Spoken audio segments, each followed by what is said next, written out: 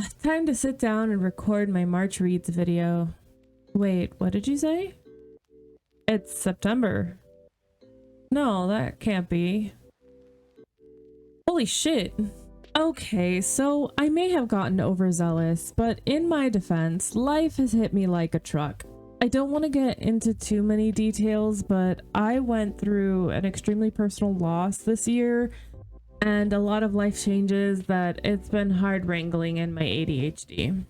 That being said, I still want to do more book reviews, but I'll number them instead of aiming for monthly releases. Or I might aim for one good book review every once in a while. So these reviews are kind of on my backlog, but there were some ones I really liked here, which is why I eventually wanted to record it. The Adventures of Amina Al-Sirafi by Shannon Chakraborty and narrated by Lemise Isaac and Amin El-Gamal. I picked this one up because of Jenna Reading's video giving recs with main characters over 30. Because I don't mind reading YA, but sometimes I just want to see someone closer to my age. In terms of narration, I am once again shouting out the narrators because they add such a perfect layer of storytelling that I imagine you wouldn't exactly get from reading the book. Especially when Lemise is literally leaning away to talk over her shoulder to give the mental image of talking to another person in the room. It's chef's kiss. Then you have Amin's narration, and he truly sells the scribe reading a tale relevant to where we are in the story. So if we have a new character being introduced, we have an outside perspective of them, or if a new mysterious item is mentioned, we get the varied history of it. And the twists of who this historian is by the end of the story, I love it. This is another book where I was instantly hooked by the storytelling, and believe me, I love a good historical fiction. By the way, go read The Conductors if you haven't already. But the world that Shannon Chakraborty enhances with rich storytelling, sorcery, intrigue, and locale is so enticing. I was a big fan of pirates growing up, so this world setting and endless yearning for the sea is just captivating. I also love how much Amina is both a mother and a tall badass pirate because the introduction of the story is true. Oftentimes, a character gets reduced to being a mother once the child is born, and even looking at it from a real life perspective, so often it's how are the kids? I have gifts for the kids. Oh, this is so-and-so's mom. Women often get absorbed into the narrative of being a mother so that people forget that they're also a badass or an artist or a real person who just also happens to be an amazing mother. Because in every breath of the story, you have a woman who feels guilty for the kinds of acts she has to take, such as attacking another Muslim in prayer, hearing the cries of a kid calling for their mother and missing Marjana, and also doing what she has to get shit done. I'm hopelessly in love with her, and then also, by the way, she's over 6 feet tall. Along with an amazing lead, this book has an amazing cast of side characters. I love the fondness and nostalgia of all of Amina's old friends, and how they're introduced. It feels like a cast of D&D characters reconnecting after 10 years. Now for the villain of the story is set up as a sort of one last job, a quick 20-minute adventure in and out, because the money being offered to find a rich woman's missing granddaughter who also happens to be the daughter of a dead crewmate is enough to leave Marjana for 4 months. So Amina has to go after a Frankish sorcerer named Falco who's got gallons of blood on his hands. At first, it's stated that he kidnapped Dunya, and then Amina realizes that might not be the whole truth. Amina's bleeding heart makes her pursue him anyways, and goddamn, what a sickening villain. The way he's even creeps a not demon, who also happens to be Amina's latest husband, out. His threats to Amina on the island were sickening, and what's worse than a sorcerous white man? A white man with a pet scorpion kraken thing. Like, I can't stress this book enough. It's absolutely one of my favorite top reads ever. I loved watching Amina navigate this chapter of her life and watching her butt heads with her friends, yet her friends are still there for her, even if they have to call Amina out on her BS. Getting to watch Amina struggle with her religion, her morals, and who she wants to be for her daughter is so heartbreaking, but I loved being part of her seafaring adventure every step of the way. A Rivalry of Hearts is written by Tessonja Odette, narrated by Rusty Muha and Danny. Wait, what's this one about? Oh, I remember. The Fae are like the cruel prince Fae, and why is she writing Fae yaoi? This one was giving Bridgerton meets Fae meets teenager on fanfic.net. Now, this is not an insult. We were all that person. Probably. It starts off with a very disheveled, very clumsy author who's apparently huge in fair with a. Wow, that really is the biggest difference between audiobook listeners and book readers, huh? In this world, there's the British and a physical fairy country you can live in with travel visas and citizenship. Edwina Danforth is an author who's not really cutting it at home, but apparently is popping off in the Fae country.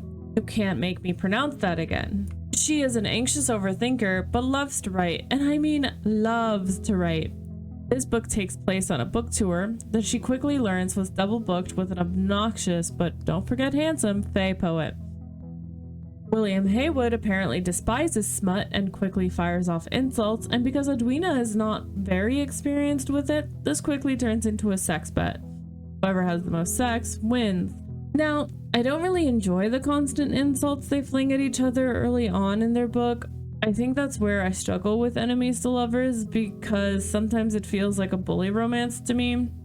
The other thing I'm not too big on is that these are one and done romances per book. I think that a single book often feels too fast for a proper romance, especially if people just met. But that's just me being a humble demisexual. What I do enjoy is the super analytical way Edwina approaches sex despite never experiencing it herself. I also love that William isn't 500 years old. The twist about William was super interesting, but these two are just constantly at odds with each other. It does end up taking the most reasonable 19-year-old to help fix the situation. Ultimately, it's a cute book with a solid amount of smut and maybe a touch frustrating at times. House of Hollow is written by Krystal Sutherland and narrated by Eleanor Bennett. Next, I read a horror book, and wait, I know, I read the genre for this one. I wasn't surprised. I will also preface right from the get-go that this book has a lot of discussion about sexual assault, depictions of it. Whether it's the characters' painfully beautiful features making people stalk them, or the sisters forcing themselves onto people to charm them into obedience. I didn't know going into this, but a trigger warning for anyone else who may need it. So right off the bat, the premise was interesting, very witchy and strange. The book is about three sisters who vanished from the world for about a month. They went on to live out their lives despite some obvious tension with their remaining parent. The story starts with Iris, who is still in high school, expecting to see both of her sisters by nighttime for a concert. However, their eldest sister never shows up. You know who does? Weird horned men. I honestly went through many theories regarding this book as time progressed, from the mom stole them to they're actually changelings and this is some weird dark fae horror. I was obviously wrong for many of those theories, but this book is intriguing and really fucking gruesome. The hunt for their sister Gray starts when the cops can't do anything, and their mom, who is estranged with Gray, is basically like, maybe this is for the best. They work with Tyler, who's trying to clear his name since he's the cop's prime suspect. Now, there are aspects I like and aspects I don't. This horror story did make me uncomfortable, but what do we keep telling ourselves? That's the point. But also, like, girl, why the fuck are you kissing that man? The book is open-ended, and it wasn't my favorite, but like I said, it was intriguing. Last but not least, it's time to admit my literary sins. I need you to not judge. I had never read a Brandon Sanderson book before March, but I had heard such good things about it, and this is one of my friend's favorite book series, so I gave it a shot. I'll say it up front, I liked it a lot.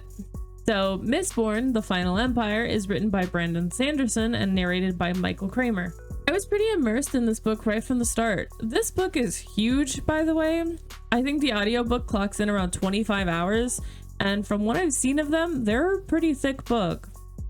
The world building is well thought out and lovingly crafted from some of the first lines of the book. Characters are interesting. The story starts out with this juxtaposition of a character with many years behind him and one who's fumbling through the dark with only a real ounce of her power.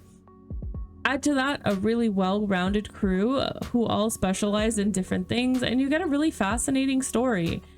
If you've never seen me mention it before, despite my role as a paladin, I am a huge fan of a good heist story. Even more so when it's tied to a revolution. I think the power system is pretty awesome. I love the push and pull and the use of physics, especially the association with all the different metals and how quickly they get used up. Listening to this story was a wild ride. Everything that could go wrong with this rebellion did go wrong. Shout out to Yiden for being an overconfident idiot. I think my only complaint with this book is how quickly Vin decides that the nobility isn't that bad just because she likes Elend. But at the same time, she's a 16/17-year-old kid who finally got to relax and enjoy something she's never had. I also really like how selfish Kelsier is and so tunnel-visioned. I know I'm reviewing a nearly 20-year-old book here, but I did enjoy it, and hopefully by November, Libby will deliver the Well of Ascension. That's that for those books I read. Thank you so much for being patient with me as I pump these out much slower than I ever anticipated. 2025 has been a lot. I'd like to give a small shout out to everyone who donated to my last fundraiser, #VT versus ICE. We raised over $23,000 for the American Civil Liberties Union, and I'm so amazed by all the amazing VTubers who joined for that. Drop a comment with any interesting books you've read lately. Like and subscribe if you're into this kind of stuff, and of course, get some rest, get some good meals, stay hydrated, and don't forget to call your local representatives.